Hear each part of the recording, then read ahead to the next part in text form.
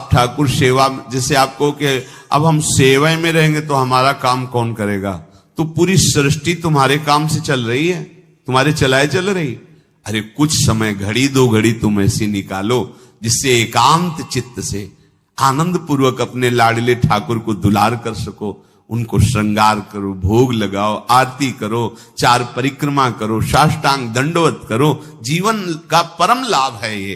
पर नहीं, आप खाएंगे हलवा, गरम गरम पकौड़ी, चाय, और ठाकुर जी के सामने वो सफेद वाले दाना नहीं आते, चिरौरी रख दो अरे भाई तुम क्या कर रहे हो? चोरी कर रहे हो तुम।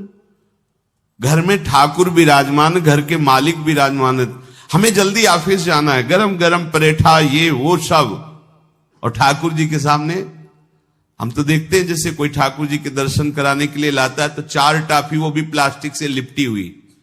मतलब देख केवल ले, खा भी नहीं सकते हो क्योंकि प्लास्टिक लगी हुई, ऊपर कवर एकदम ऐसे रखे हुए हैं। वो बोले हमारे लड्डू गोपाल हैं। जब गोपाल हैं तो टॉफी खोल पाएंगे क्या? अगर आपको टॉफी पवाली है तो आप खोल करके सुंदर एक कटोरी में रख करके थे, ऐसे 4 दाने चिरौरी रख दिए, कटे हुए मिश्री के टुकड़े रख दिए। अरे अनंत ब्रह्मांडों का भरण पोषण करने वाला तुम्हारी चिरौरी के लिए मर रहा है। हाँ, अगर तुम्हारे पास केवल चिरौरी ही है तो वो तृप्त हो जाएगा। तुम खाओ हलवा, उसको रखो, चिरौरी तुम पहनो, एक से एक बढ़िया कपड़ा, और ठाकुर जी के लिए अलग कपड़ा होता है दुकानों में, वो ठाकुर जी के लिए लेना है। पूजा, सत्यनारायण की पूजा की सामग्री गांव में जो परचून की दुकानें होती हैं कस्बों में, उनमें अलग होती है। बोले सुपारी देना, तो बोले पूजा के लिए, बोले हाँ, वो सड़ी सुपारी का अलग बैंक होता है, वो पूजा के लिए जाएगा। प्रभु के लिए तुम ऐसे चिरौरी रख देते हो। वो नारियल भी जिसमें पाली लो, देखो ना कथा, सत्यनारायण की कथा करनी, हमें नारियल दे दो। वो सूखा नारियल जो किसी काम में ले जाएगा, वो सत्यनारायण के पास जाएगा।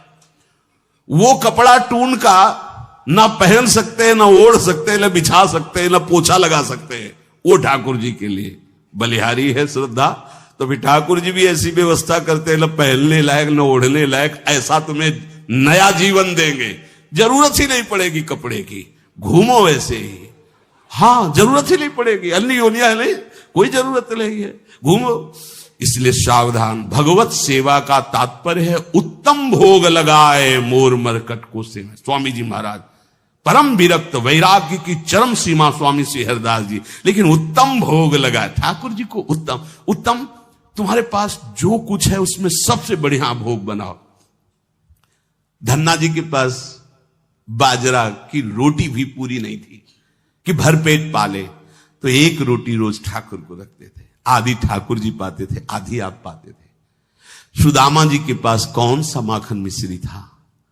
वो तंदुल जो पछोरने से बाहर निकलते हैं, किसी काम में नहीं, वो लेके गए थे। ठाकुर जी पाते हो कहते आज मैं तृप्त हो गया। सबरी जी के पास क्या था?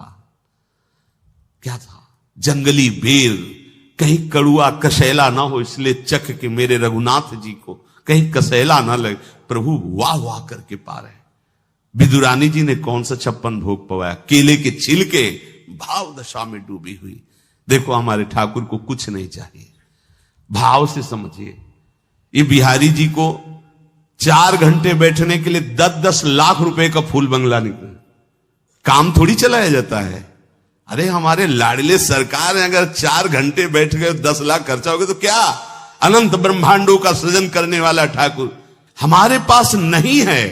तो ठाकुर जी को आपका भाव चाहिए, और आप तो सो बढ़िया पलंग में, और ठाकुर जी को एक छज्जा में विराजमान किए, छज्जा में ऐसे उतर नहीं सकते,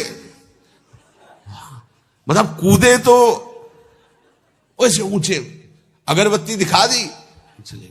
आप तो ऐसे नहीं, अपने लाडले ऐसे प्यार करो, ऐसी जगह सिंहासन रखो कि उतर कर अगर आपके वन विहार करना चाहे तो उतर लेना, ऐसा विराजमान करो आराम से। वो एकदम वो सिर्फ दीवार में ऐसी जगह, या तो बाहर वाले कमरे में, अपने कमरे में तो ठाकुर जी रहेंगे ही नहीं। अरे भाई, अगर घर में ठाकुर जी तो उठते बैठते निकलते, उनके दर्शन हो रहे, चोरी क्या? तुम तो हमारे घर के माई बाप हो, सब देखो, चोरी क्या आपसे? आपको जो अच्छा न लगे सुधार देना, ऐसे रहना चाहिए। बिल्कुल भगवत प्राप्ति निश्चित है। ये सेवा पद्धति है, बड़े भाव से आप इसको स्वीकार कीजिए। हमारे लाडले बड़े कृपालु हैं। अरे जहर पिला रही है छाती में लगा के तो परम पद दे रहे हो, तुम दूध पिलाओगे तो तुम्हें परम पद नहीं मिलेगा। पूतना जहर लेकर के पिला रही बाल गोविंद को, अभी 6 दिन के ठाकुर हैं, उसे परम पद प्रदान किया, और आप रोज सुंदर सुंदर भोग लगा रहे हो और तुम्हें भगवत प्राप्ति नहीं होगी। ठाकुर जी की आरती उतार रहे हो, बलिहारी जा रहे हो, उनके सामने कीर्तन कर रहे हो, नृत्य कर, विश्वास तो करो ना, तुम्हें भगवत प्राप्ति हो जाएगी।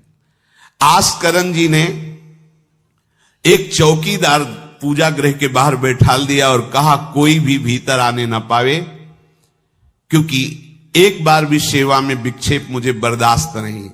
तो ठीक 10 घड़ी का इन्होंने भी नियम, जो नियम लो उसका निर्वाह करो। 4 घंटे। दिल्ली का बादशाह किसी कारण से उधर आया हुआ था। उसने कहा मुझे आस्करण जी से तुरंत मिलाया जाए। पहले तो राजा लोग होते थे और बादशाह, अब जैसे मुख्यमंत्री और प्रधानमंत्री, राष्ट्रपति। तो जो मुख्यमंत्री हैं ये राजा हैं प्रदेश के, और वो संपूर्ण राज्यों का बादशाह उसे कहा जाता था। आस्करण जी को शीघ्र हमारे सामने उपस्थित किया जाए। प्रार्थना की कि महाराज असंभव, इस समय आस्करण जी महाराज अपने ठाकुर जी की सेवा में हैं और उनका आदेश है 4 घंटे कोई हमसे बात ना करे।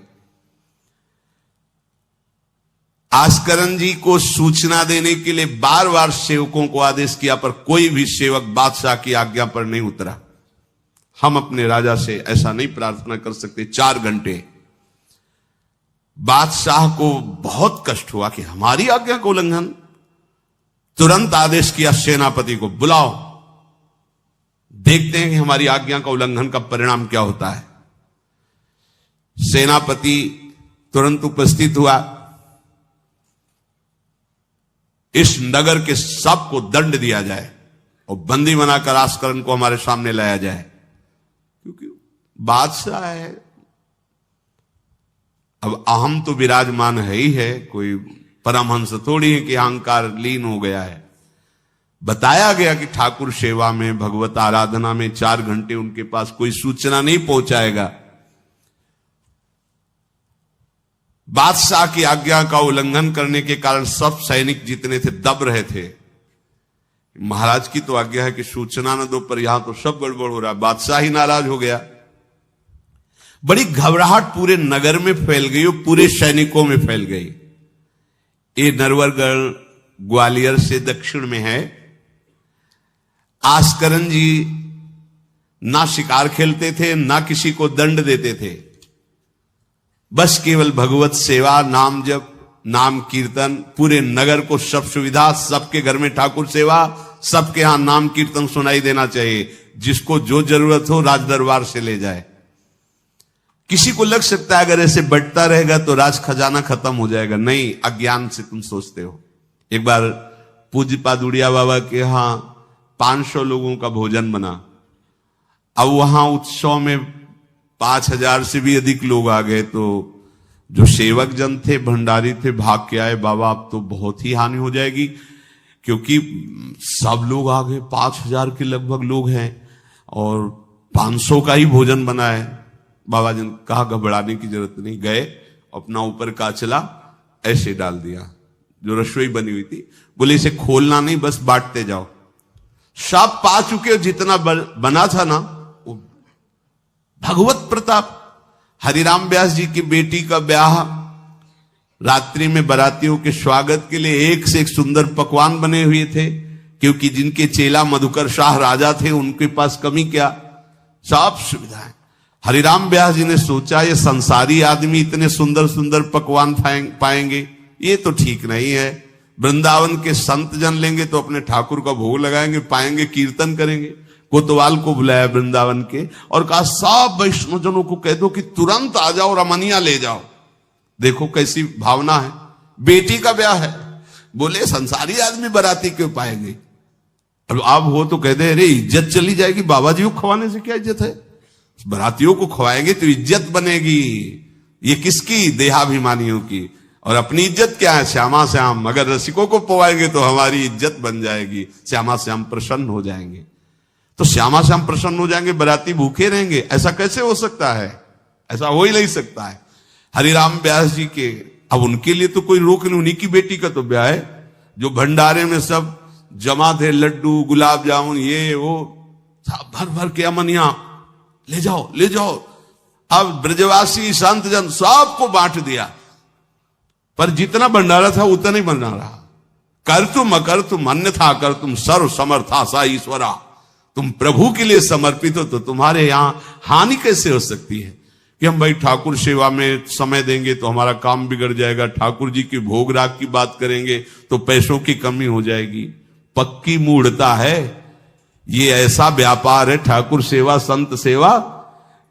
ऐसे करो और कई गुना बढ़कर के हाथ में आ जाएगा, देख लेना। क्योंकि सब दुखों का कारण पाप है, और जब ठाकुर सेवा संत सेवा तो इससे पाप नष्ट होते। जे ही पाप नष्ट हुए सुख का मार्ग खुल गया, पर अज्ञानी जानता नहीं है। अब बादशाह के आदेश से हड़कंप मच गया। कही के पठाई कहो कीजिए लड़ाई, सुनी रुचि उपजाई चली पृथ्वी पति आयो है। पर्यो सोच भारी तब बातियों विचारी कही, आप एक जावो गयो अचरज पाई है। सेवा करी सिद्धि साष्टांग होई के भूमि परे, देखी बड़ी बेर पांव खड्ग लगायो है। कट गई एड़िए पे टेढ़ी हूं न भौं करी, करी नित नेम रीति धीरज दिखाई है। बादशाह ने कहा आखिरी हुक्म है, आस्करण को हाजिर किया जाने, संपूर्ण सेना से विध्वंस मचा देंगे, नरवर गण को पूरा नष्ट कर देंगे। जो प्रधान सेना नायक था वो हाथ जोड़ करके बादशाह से बोला कि आप समझो, हम आपके सेवक हैं, आपसे लड़ कैसे सकते हैं, आप बादशाह हो।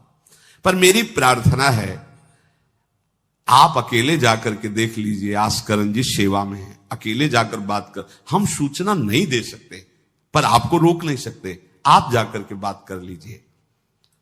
बादशाह को लगा कि बात तो सही कि हमारे ही अनुकूल है, ये कोई वैरी तो है नहीं, चलो कोई अंगरक्षक नहीं। और स्वयं अंदर जाकर के देखा तो सारी सेवा हो चुकी थी, ठाकुर जी की साष्टांग दंडवत कर रहे थे। सत्संग में भी कहा है कि आप लोगों का जैसे शरीर स्वस्थ है तो साष्टांग दंडवत का नियम लेना चाहिए। अपनी ठाकुर सेवा करके 5, 7, 11, 21, 51, 108 अपने ठाकुर जी 4 परिक्रमा की, कहीं से भी 108 दंडवत। एकोपि कृष्ण कृता प्रणामो दशाश्वमेधा व्रतेन तुल्य, दशाश्वमेधी पुनरेपि जन्म कृष्ण प्रणामी न पुनर्भवाए। ये भीष्म जी बोल रहे हैं। एक बार हमारे श्री कृष्ण को कोई साष्टांग दंडवत कर दे, 10 अश्वमेध यज्ञ का फल और व्रत स्नान का उसे प्राप्त होता है। पर 10 ये अश्वमेध यज्ञ करने वाला पुनर्जन्म को प्राप्त होता है, पर एक बार श्री कृष्ण को साष्टांग प्रणाम करने वाला पुनर्जन्म को प्राप्त। दशाश्वमेधी पुनरेपि जन्म कृष्ण प्रणामी न पुनर्भवाए। अपने पास तो भगवत प्राप्ति के लिए बहुत से अस्त्र हैं, केवल नियम पूर्वक प्रयोग करो, माया का प्रवाह बंद हो जाएगा। ठाकुर सेवा के बाद करना चाहिए साष्टांग दंडवत। हमने महापुरुषों को देखा है, गुरुजनों को देखा है। अब शरीर उस लायक नहीं तो भाव से कर लीजिए। अगर शरीर स्वस्थ है और आप करने लायक हैं तो जरूर, जैसे माताएं बहनें सखियां हैं तो पंचांग, एक पंचांग दंडवत की खड़े हो गए, हाथ जोड़ा, मंत्र अंदर स्मरण किया, फिर पंचांग 5, 7, 11, 21, 51 ऐसा करना चाहिए। आस्करण जी भगवत सेवा करके साष्टांग दंडवत कर रहे थे नियम पूर्वक। अब ये तो पता चल गया कि कोई आया है, पर ना नजर दी, ना बात की, ना रुके। उठे साष्टांग दंडवत, फिर उठे, फिर साष्टांग दंडवत। वो बादशाह खड़ा देखता रहा, ये तो ना हमारी तरफ देख रहे हैं ना बोल रहे हैं। बहुत देर हो गई, चुपचाप। पद का अभिमान होता है। अब वो बादशाह ठहरा, खींची तलवार, म्यान से निकाली और जब ये साष्टांग हुए तो मारा ऐसे, तो एड़ी उड़ गई, कट गई एड़ी आस्करन जी की। लेकिन आस्करन जी ने ना दंडवत रोकी ना मुड़ करके देखा, खून की धार बह रही। निष्ठा देखिए, यह है अनन्य भक्ति की निष्ठा। नहीं कहा कि अब रुक गए, कुछ नहीं, वैसे ही खड़े हुए, फिर साष्टांग दंडवत, फिर खड़े, खून से लथपथ हो रहे। कोई कष्ट का अनुभव नहीं दिखा रहे कि आओ कहे या पीछे मुड़ करके देखे। अब तो धैर्य छूट गया बादशाह की, ये मेरे से तो अपराध बन गया, ये कोई नाटक नहीं कर रहे, ये तो सच्ची में महान भागवत है। क्योंकि जो पद का अभिमानी जन होता है वो ये नहीं जानता है कि भक्ति क्या होती है, भक्ति का स्वरूप क्या होता है, भक्तों की निष्ठा क्या होती है। उनको तो लगता है कि मैं अमुक पदाधिकारी हूं, मैं इतना, तो ये बाबा जी लोग भीख मांगने वाले, इनके आगे क्या जमीन में बैठे।